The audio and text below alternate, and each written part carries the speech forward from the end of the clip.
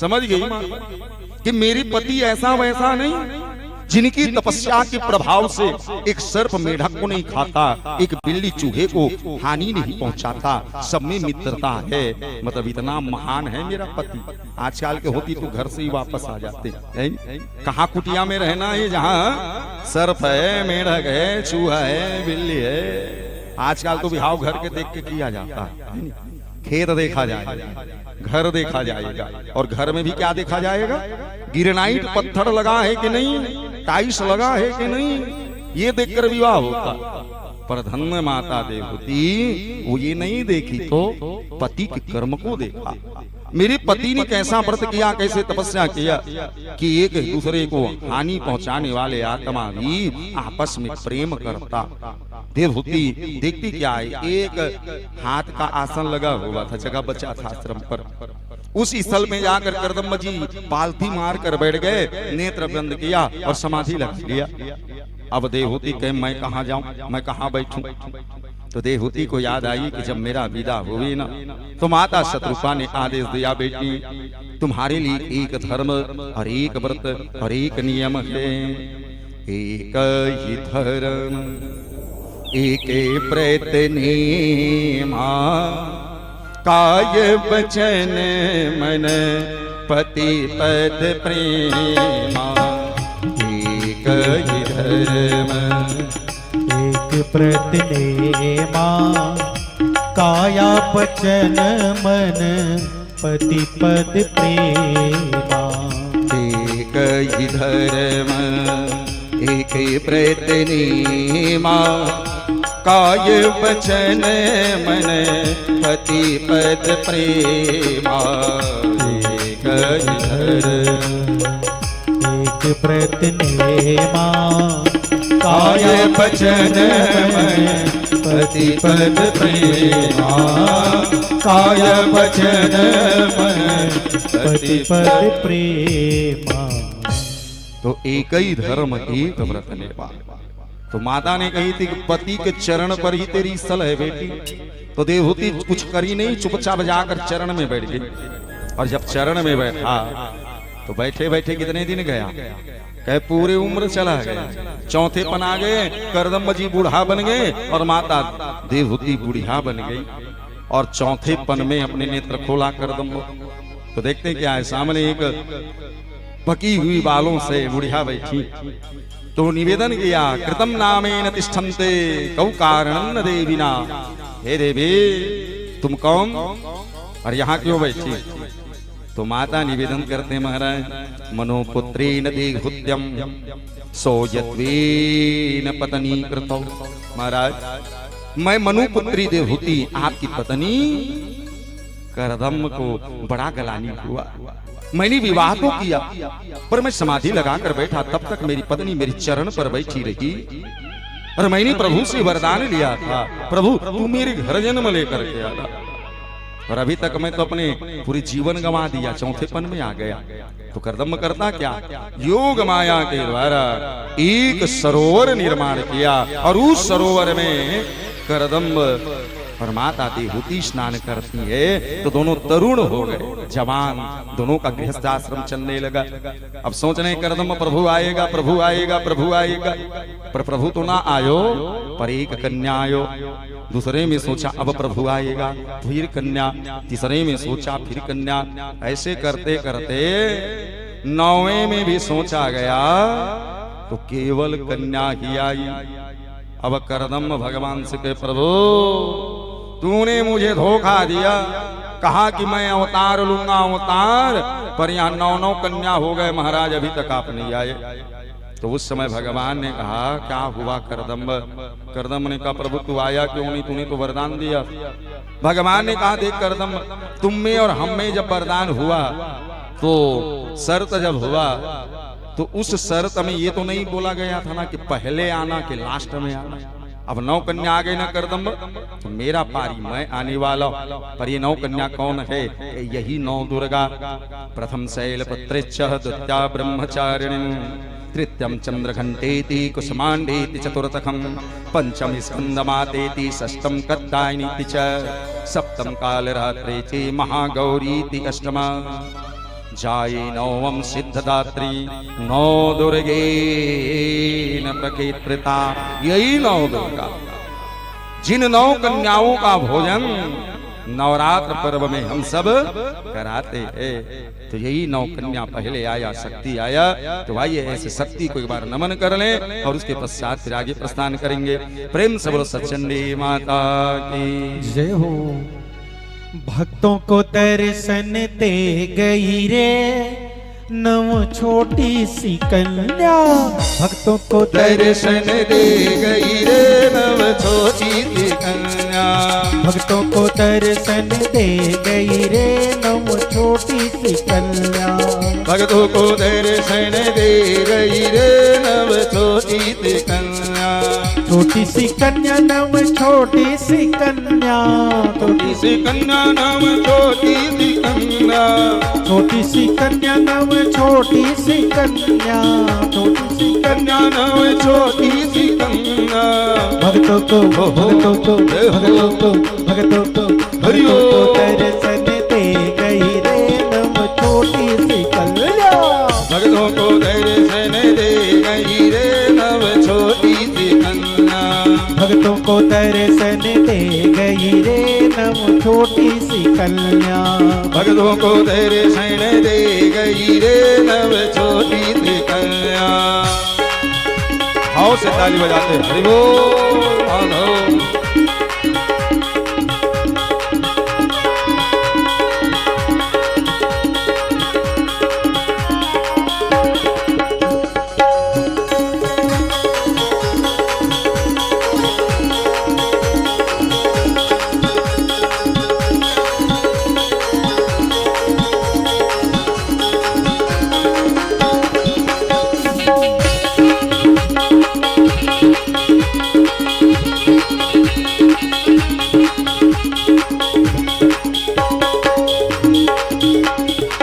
भक्तों ने पूछा मैया नाम तेरा क्या है। भक्तों ने पूछा मैया नाम तेरा क्या है। भक्तों ने पूछा मैया नाम तेरा क्या है। भक्तों ने पूछा मैया नाम तेरा क्या है। नाम तेरा क्या है। नाम तेरा क्या हो है। नाम तेरा क्या है। नाम तेरा क्या है। नाम तेरा क्या है। नाम तेरा क्या हो है। नाम तेरा क्या है। नाम तेरा क्या है। अरे वैष्णो माँ कहला गई रे नव छोटी सी कन्या। भक्तों को दर्शन दे गई रे नव छोटी सी कन्या। भक्तों को दर्शन दे गई रे नव छोटी सी कन्या। भक्तों को दर्शन दे गई रे नव छोटी सी कन्या।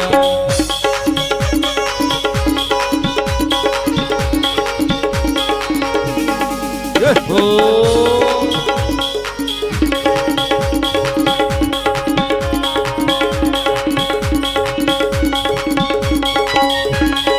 आओ से ताली बजाते हो हरि हो मैया।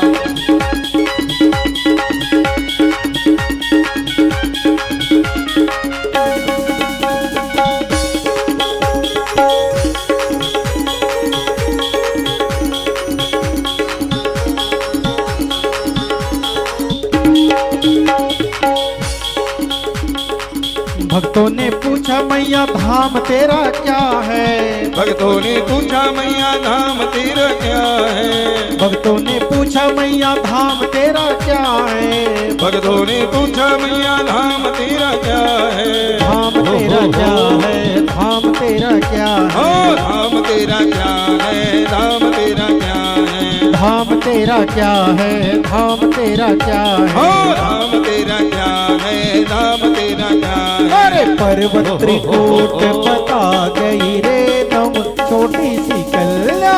भक्तों को दर्शन दे गई रे नव छोटी सी कन्या। भक्तों को दर्शन दे गई रे नव छोटी सी कन्या। हाँ भक्तों को दर्शन दे गई रे नव छोटी सी कन्या। हो हरि बोल माधव।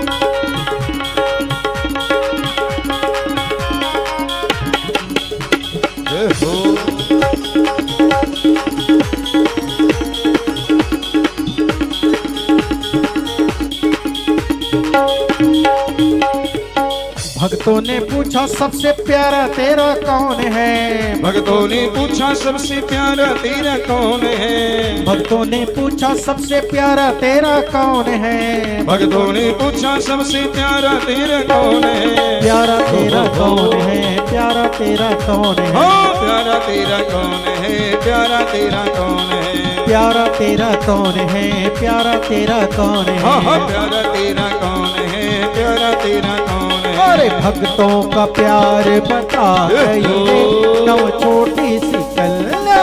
भक्तों को दर्शन दे गई रे नव छोटी सी कन्या। भक्तों को दर्शन दे गई रे नव छोटी सी कन्या। भक्तों को दर्शन दे गई रे नव छोटी सी कन्या। छोटी सी कन्या नव छोटी सी कन्या।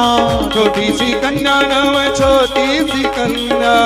छोटी सी कन्या नव छोटी सी कन्या। छोटी सी कन्या नव छोटी सी कन्या। हो भक्तों को भक्तों को भक्तों को भक्तों को भक्तों को दर्शन दे गई रे नव छोटी सी कन्या। भक्तों को दर्शन दे गई रे नव छोटी सी कन्या। भक्तों को दर्शन दे गई रे नव छोटी सी कन्या। भक्तों को दर्शन दे गई रे नव छोटी सी कन्या। भक्तों को दर्शन दे गई रे नव छोटी सी कन्या। प्रेम सलो साचे दरबार के जय हो। आइए करुणा में माताएं प्रबंधु परिशखा बड़ा ही सुंदर निवेदन करते हैं सुखदेव जी महाराज। कहे राजन 9 कन्या जन्म ले करदम के घर। कितने कन्या? 9। और ये 9 कन्या 9 दुर्गा शरबत्तीन दुर्गस्य जाये शक्तीन रूपेणा। और 9 दुर्गा के नाम जो जाप करता है ना वास्तविकल में उसके कार्य सिद्ध होता। तो ये जो मैंने बताया ना प्रथम शैलपुत्री द्वितीयम ब्रह्मचारिणी तृतीयम चंद्र घंटेति कुसुमांडेति चतुर्थम पंचम स्कंदमातेति षष्ठम कात्यायनीति च सप्तम कालरात्रिति गौरी अष्टमम भवेत नवम सिद्धदात्रिश्च 9 दुर्गा कीर्तिता। ये 9 दुर्गा। तो ये 9 दुर्गा कैसे आई पता है? बीज मंत्र से। और वैसे तो हमारे हिंदू धर्मों में दुर्गा सप्तशती की खूब पाठ होता, खूब परायण होता। गांव माँ में हर घर में देवी का अनुष्ठान होता और सबको पता भी है। और मैंने पूर्वार्थ में बताया मोबाइल का जमाना है, सब पता। तो एक बीज मंत्र आया सप्तशती में, जिस बीज मंत्र को अलग कर दिया गया। पूरी सप्तशती का सारांश है सिद्ध कुंजिका स्तोत्र, जिसमें बताया गया कि जब 9 दुर्गा जन्म लिए तो इन शब्दों से जन्म लिया। एकारी शिष्ट रूपाये, एकारी प्रतिपालिका, कृमकारी कामरूपिणे, बीजरूपी नमस्तुते। धाम धीम धुम धुर्जटे पदनी, वाम बिम बिम विगधीश्वरी, क्राम क्रीम कुम कालिका देवी, साम सिम सुम मे शुभ कुरु, हुम होकार रूपणे, जम जम जम जम भनंदनी, भ्राम ह्रीम भो भैरवी भद्रे, भावनीत नमो नमः। और इसके नीचे ही 9 दुर्गा का आवाहन मंत्र दिया। अम कम चम टम तम पम जम सम जम दम एम हिम ही जग्रम तोटाय तोटाय कुरु कुरु स्वाहा। और यही मंत्र से 9 दुर्गा का आवाहन होता। और 9 दुर्गा विराजमान होती थी। एक बार ताली बजा, वही 9 दुर्गा इस साहू परिवार के आंगन पर आज अवतरित हुआ। पर करदम्ब ने भगवान से कहा, प्रभु तू तो धोखा दे दिया। भगवान ने कहा, मैं आज तक किसी को धोखा नहीं दिया, तो तुमको कैसे दूंगा? उसने कहा, प्रभु बोला था तू अवतार लूंगा, पर लिया नहीं। तो भगवान के शक्ति के बाद ही ब्रह्म आता, और जब तक शक्ति ना हो तो ब्रह्म अवतरित नहीं होता। तो ब्रह्म कहता, अब मैं आने वाला हूं। तो शक्ति के पश्चात आया ब्रह्म।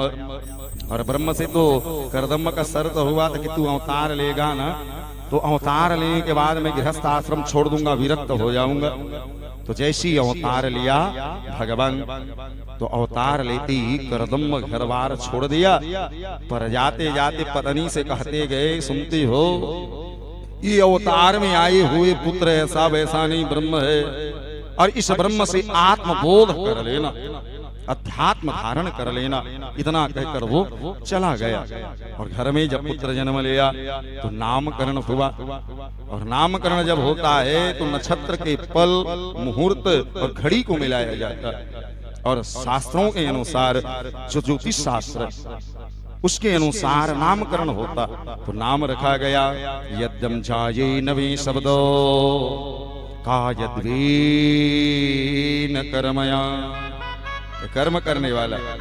इससे पहले ही शब्द था इनका क से कर्म होता, और कर्म को हम करते हैं पी, जो कर्म को पिलाने वाले, बताने वाले, ला, जो सदैव कर्म के लिए लड़ता हो उसी का नाम कपिल होता है। प्रेम से बोलो कपिल जी महाराज की। ये साक्षात हरि अंश, हरि रूप है। और कपिल जब जन्म लिया तो पति ने तो बताया था, जिस कारण माता देवहूति अपने पुत्र का स्नान कराती हैं, श्रृंगार करती, रेशमी कपड़ा पहनाती, और सुंदर एक आसन बनाई, और आसन पर कपिल जी को बिठाया गया, और जितने उनके बहने सब बहनों को बुलाया गया, और सभी बहनें आई, नीचे सब बैठ गईं। और उस समय माता देवहूति प्रश्न करती, तो पूछा गया सुखदेव जी महाराज से, महाराज ये तो पुत्र है ना, और कहते हैं पुत्र छोटा होता है, पुत्र बड़े हैं, सिंहासन पर माँ के और पिता के समक्ष नहीं बैठता,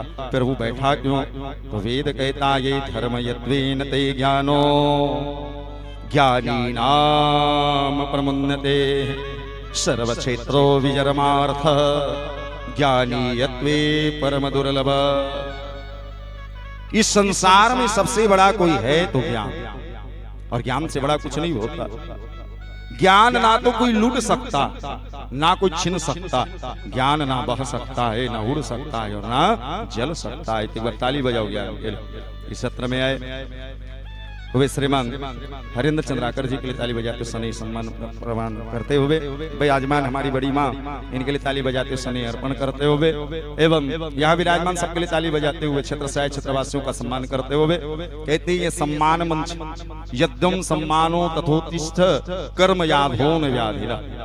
आने वाले व्याधाओं को सम्मान देने से व्याधा नष्ट होते। एक बार और ताली बजाओ। ये कथा पर प्रवेश करते हुए सुखदेव जी महाराज ने कहा राजन, इस संसार में सबसे बड़ा ज्ञान, यदि किसी के पास ज्ञान हो तो वही बड़ा होता है। बता राजा, इस गंगा के तट पर मेरे पिता वेद व्यास बैठा, विश्वामित्र बैठा है, वशिष्ठ बैठा है, धूमिल बैठा है, भरद्वाज बैठा, और ऐसे ऐसे संत भी बैठे जिनके जीवन में कई कल्प बदल गया, फिर भी मैं सबसे बड़े स्थान पर बैठा हूं। इसका कारण कहीं ज्ञान सबसे बड़ा होता है, ज्ञान। और यही ज्ञान था कपिल जी के पास, जिस कारण माता उन्हें ऊंचे आसन पर बिठाया। और जब ऊंचे आसन पर बिठाया तो माता देवहूति प्रश्न करते हैं, बेटा का जन्मो न कारणो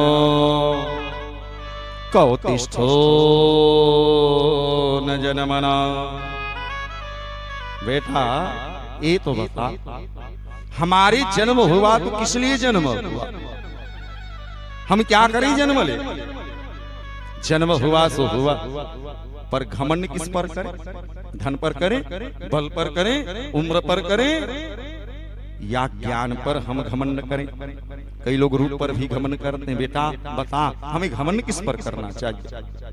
तो कपिल जी ने कहा, मैया तूने पहले प्रश्न किया ना कि जन्म किस लिए हुआ, तो पहली बात तो ये है माँ, जब जन्म होता है तो मातृदेवो पितस्यस्य गुरुतो नामन सेवनम। पहला तो जन्म भगवान इसलिए दिया कि मात्र और पितृ और गुरु, तो मातृदेव हवा, पितृदेवो हवा और गुरुदेवो हवा, ये तीन की सेवा करे इसलिए जन्म होता। फिर सतकर्मेण विसारद्य कर्म प्राप्ति मनुष्यते। कर्म अच्छे कर्म करना होगा, पर उपकार जिदन्यात्वो जीवे मोक्षेन कर्मणा। हमें कर्म करने के लिए भगवान जन्म देता, पर आज के मनुष्यों से पूछा जाए भाई तेरे लिए जन्म क्यों दिया, भगवान तो यही कहेगा कि डल्लभ के गद्दे पर शयन करने को भगवान ने जीवन दिया, एयर कंडीशन में आराम करने को जीवन दिया, करोड़ करोड़ रुपए कमा लेने के लिए जीवन भगवान ने दिया, पर भैया ये जीवन जीवन नहीं, ये सुख की बात। आनंद और सुख में अंतर। कपिल जी ने कहा मां आनंद और सुख को देखा जाए तो बहुत अंतर। एक सेठ जी था, एक दिन में 1 करोड़ रुपए का टर्नओवर करता था, 1 करोड़ कमाता। पर सेठ जी के पास गुरु जी बैठने गया तो देखता क्या है, सेठ जी क्या खाता, मूंग दाल का छिलका। गुरु जी ने प्रश्न किया, ये तो बता सेठ जी, तू एक दिन में 1 करोड़ कमाता पर मूंग दाल का छिलका खाता, क्यों? तो उसने कहा महाराज डॉक्टर ने मना किया, ब्लड प्रेशर हाई हो जाएगा, इसलिए दाल का छिलका खाना। तो गुरु जी ने कहा ये सुख भी क्या काम का, ये सुख क्या काम का? तो कहे आनंद ले ले। आनंद कहा है? कपिल जी ने कहा मैया आनंद तो वही है जहां आनंद देने वाले आनंद कंद भगवान होता। तो आनंद राजा चक्रवर्ती दशरथ को मिला। पुत्र जन्म दशरथ सुनिकाना, मादेव ब्रह्मा नंदे समान। कहा आया आनंद? जहां आए राम वहां आया आनंद। तो आनंद भी कहां आया? धौरावंद गांव में विराजमान स्वर्गीय मनीराम साहू, उनके आंगन पर ये आनंद बैठे। ताली बजाओ, ये आनंद है जहां तापमान बढ़ा है और आनंद की अनुभूति हम कर रहे हैं। तो उस कपिल जी ने कहा मां जहां पर आनंद कंद हो, जहां परमात्मा राम हो, वही आनंद है। और जन्म भगवान ने दिया है तो सत्कर्म के लिए दिया। तूने पूछा ना मैया कि घमंड किस पर करे, क्या बल पर? तो मां ये बल कब तक रहेगा? एक समय तक बल रहता है, जब जन्म लेते हैं बलवीर होते हैं, हम घमंड करते हैं, किसी के सामने झुकेंगे नहीं। पर मां एक दिन ऐसा अवस्था आता है बुढ़ापापन कि व्यक्ति को झुकना पड़ता, उस दिन वो बल नहीं रहता। पर भरोसा सपनों सुख नाही, पर भरोसा हो जाओ तो सपना देखते रहो, फिर भी सुख नहीं मिल सकता। इसलिए मां बल तो टिकता नहीं ना। लोग कहते हैं मैं धनवान हूं, वो धन पर घमंड करता है, पर मां ये धन लेकर हो जाता नहीं। वो नरक में धन काम नहीं आता। यहाँ का जो मेकअप है ना लोग करते हैं मैं सुंदर हूँ, किसी ने काजल लगाया, नैनन को खींच खींच, नैनन को छीक छीक, सुंदर सिंगार करे चतुरिय नारी। नैनन को खींचा, काजल लगाया, ओठ में लालिमा लगाया, 16 श्रृंगार किया, 9 का हार पहना, पर मां वहां पर ये मेकअप नहीं जाता। तो वहां पे कौन सा मेकअप जाता है? धर्मे सत्ये पिता चैव गुरु सेवनम त्वात्रण, जाये लोको नरकगामिनो स्वर्गे नाम दुर्लभा। यही मेकअप जाए। मातृ देवो भवा, पितृ देवो भवा, गुरु देवो भवा, पर उपकार जो करता है ना मां, और उस लोक में जब जाते तही मेकअप भगवान पहचानता। अच्छे पाउडर लगा लो, फेलन लवली लगा लो, वो काम आने वाला नहीं है। इसे रूप पर घमंड नहीं करना चाहिए, धन पर घमंड नहीं करना चाहिए। इस शरीर में है ही क्या? शरीर तो जल जाता, मर जाता, मिट्टी में मिल जाता। कल भी मैंने बताया सिकंदर सबको जीता। मरते समय सिकंदर अपने शव को खुला लेकर जाने का आदेश दिया।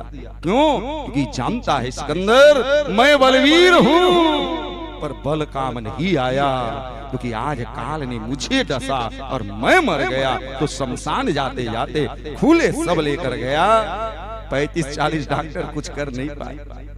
तो संसार में शरीर मिट्टी है, इस शरीर से मोह करो पर कब?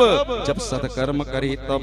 सतन्यानानति कर्मो जाये शरीर रजन्नता। इसलिए शरीर भगवान ने बनाया, हमें घमंड नहीं करना चाहिए। मर जाएंगे, 4 लोग लेकर जाएगा मरघट, जला देंगे, मिट्टी में मिल जाएंगे।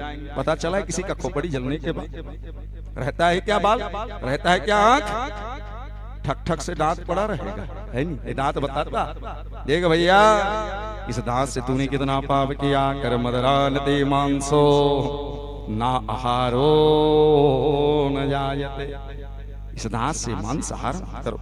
क्यों? क्योंकि मांस खाने वाले का स्वरूप ही अलग कर दिया गया। कपिल जी कहते माँ तुम जानती हो मांसाहार कौन है?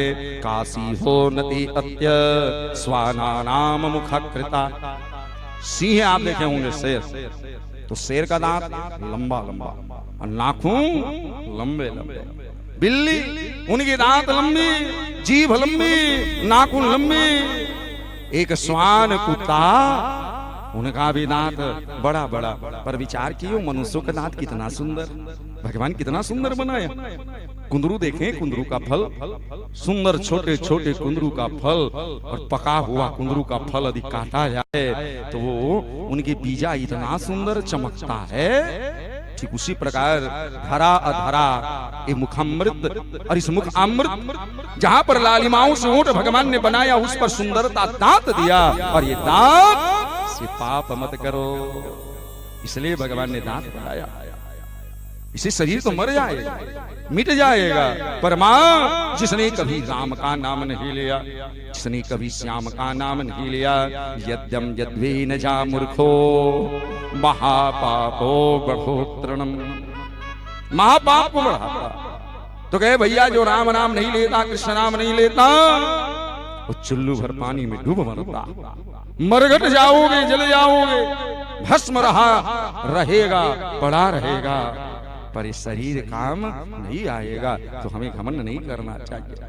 इस कविकार ने क्या खूब कह दिया, न राम नाम लिन्हो न कृष्ण नाम लिन्हो। तो डूब के मर जा रे। इस समय चुल्लू भर पानी में, इसको देखा है मरते चुल्लू भर पानी, पर कहते जो पापी होते चुल्लू भर पानी में मरता। क्यों मरता पता है? मरते कोई ना, कटोरी भी स्पेशल गंगा जल रखा जाता है चम्मच के साथ, और चम्मच में उठा उठा कर, हाँ आ गए ये बड़े बेटा है, पीवा पीवा, एक हाथ में गंगा जल पिलवा। आया बेटी, कहीं अरे इनकी बड़ी बेटी है, पिला दे। तो कितना सा पानी पिलाते? एक चम्मच, चुल्लू भर पानी, और उस चुल्लू भर पानी को पीते पीते मर जाता। पर एक बात याद आता है, मेरी नानी, इनके नाम थी राधा, और इनकी स्वर्गास मेरे घर में हुआ, मेरे घर में, मेरे पास। मेरी नानी ने मना कर दिया, मेरे चम्मच से मत पिला, वो गिलास से पी। गीता का उपदेश जब हुआ ना, तो मेरे नानी ने कहा कि बेटा मुझे गीता का उपदेश सुना। अब मैं सुनाने बैठा तो खुद ही मुझे गीता का उपदेश बताने लगा, और उसी का परिणाम है कि मैं कथा बता रहा। यद्यम कथो न ते वार्ता। तो ये चुल्लू भर पानी पीकर सबको मरना है, तो क्यों ना भैया मरने से पहले राम नाम ले ही ले, ताकि चुल्लू भर में ना मरे, पूरे पूरे आप नदी में डूब कर मरे, है नहीं? तो आइए नमन करते हुए भाव के साथ भगवान कृष्ण को धारण करते हुए प्रेम से बोलो लाडली सरकार की जय हो।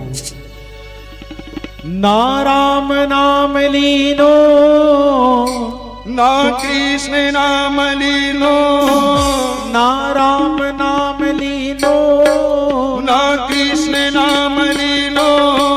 तूने भरे जवानी में डूब के मर जाए चुल्लू भर पानी में। तो डूब के मर जाए चुल्लू भर पानी में। ना राम नाम लीनो ना कृष्ण नाम लीनो, ना राम नाम लीनो ना कृष्ण नाम लीनो। तूने भरे जवानी में डूब के मर जा रे चुल्लू भर पानी में। तो डूब के मर जा रे चुल्लू भर पानी में। तू डूब के मर जा रे चुल्लू भर पानी में। तो डूब के मर जा रे चुल्लू भर पानी में। आओ ताली बजा, हरि बोल, जय हो माधव।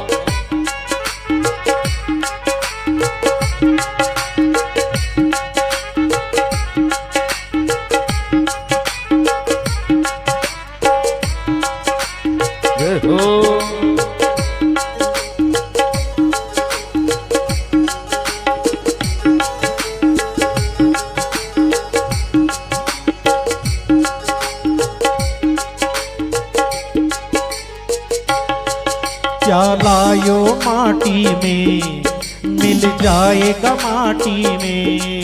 क्या लायो माटी में, मिल जाओगी माटी में। क्या लायो माटी में, मिल जाएगा माटी में। क्या लायो माटी में, मिल जाओगी माटी में। एक दिन काया तेरी कस जाएगा काठी में।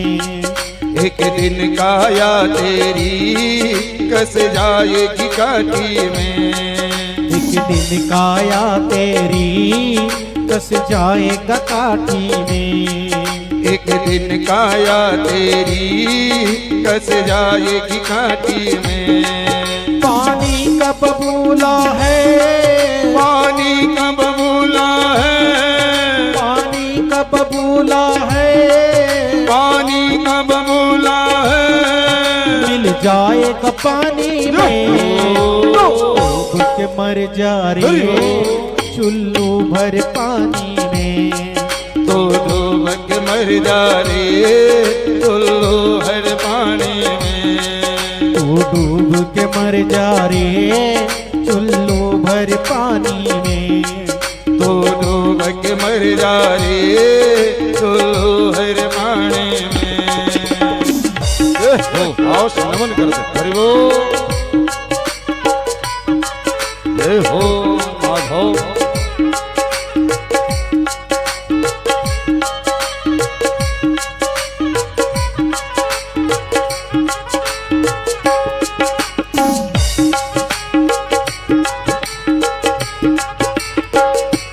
जय हो।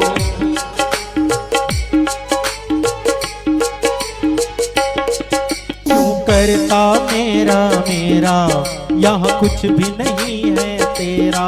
क्यों करता मेरा मेरा, यहाँ कुछ भी नहीं है तेरा। क्यों करता मेरा मेरा, हो। यहाँ कुछ भी नहीं है तेरा। क्यों करता मेरा मेरा, यहाँ कुछ भी नहीं है तेरा। एक दिन होगा भैया तेरा मरघट में डेरा। एक दिन होगा भैया तेरा मरघट में डेरा। एक दिन होगा भैया तेरा मरघट में डेरा। एक दिन होगा भैया तेरा मरघट में डेरा। कुछ कमाई के ले जा, कुछ कमा नहीं पायो, कुछ कमाई के ले जा। कुछ कमा नहीं पाओ। ऐसी जिंदगानी में मर जा रे चुल्लू भर पानी में। तो डूब के मर जा रे चुल्लू हर पानी में। ना राम नाम लीनो, ना कृष्ण नाम लीनो, ना राम नाम लीनो। ना कृष्ण नाम लीनो। तूने भरे जवानी में डूब के मर जा रे चुल्लू भर पानी में। तो डूब के मर जा रे चुल्लू हर पानी में। तू डूब के मर जा रे चुल्लू भर पानी में। तो डूब के मर जा रे चुल्लू हर पानी में। चली जा रही है उम्र धीरे धीरे। चली जा रही है भैया उम्र धीरे धीरे। चले पल हुआ ठो पहर धीरे धीरे। पल पल बुआ हो पहर धीरे धीरे।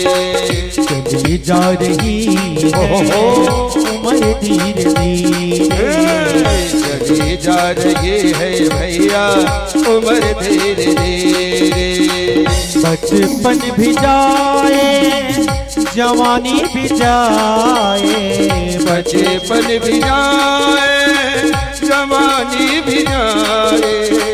बचपन भी जाए जवानी भी जाए। बचपन भी जाए जवानी भी जाए। फिर बुढ़ापे का होगा असर धीरे धीरे।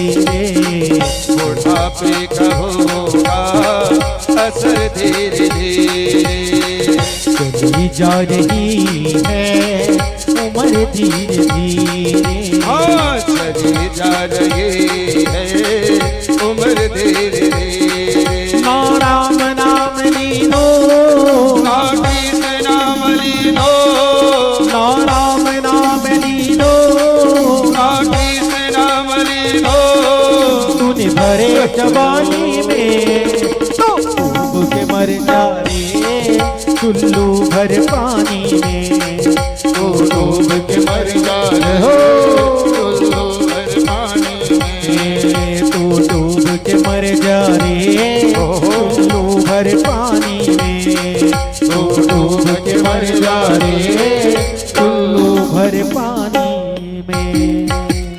प्रेम सुलाडली सरकार की जय हो। कपिल जी ने माँ को उपदेश देते हुए बताया, माँ इस संसार में आने वाले सबको मरना, और मरेंगे तो शरीर काम आएगा नहीं। इसे बल में क्या घमंड, रूप में क्या घमंड। हमें रूप पर, बल पर, धन भगवान की प्राप्ति नहीं होता, पर एक श्रद्धा और स्नेह लेकर भगवान का प्राप्ति हमें होता। तेवर ताली बजाओ भगवान के लिए। भगवान स्नेह को प्राप्त कर। तो उस समय याद आया उनको जरा, और जरा नाम करके कन्या को बुलाए। तो जरा नाम कौन? बुढ़ापा। जरा से कहे जा हवन में प्रवेश कर जा। तो जरा जब शरीर में आता है, बुढ़ापा शरीर में आता है, तो भवन कमजोर बन जाता। कई प्रकार का बीमारियां संक्रमित होता है इस शरीर पर। कभी ब्लड प्रेशर हाई हो जाए, शुगर बढ़ जाए, अटैक आ जाए। आजकल असंख्य अटैक, साइलेंट अटैक कभी व्यक्तियों को आता तो वो मर जाता। तो उस समय जब ये जरा आता है, बुढ़ापा आता है, तब चंडवेग आक्रमण करता है, पुरंदर राजा को पकड़ता है और लेकर जब जाता है, तो ना तो ये भवन पुरंजर राजा का काम आया आत्मा का, और ना ही चंडवेग का काम आया। इस शरीर को घर वाले ले जाकर शमशान में चला देता। इसे क्या घमंड करना? इस शरीर घमंड करोगे तो घमंड पर ही चूर्ण हो जाओ। दुनिया वाले गाली दे, वो बने मर गए, गांव में आतंक फैला है।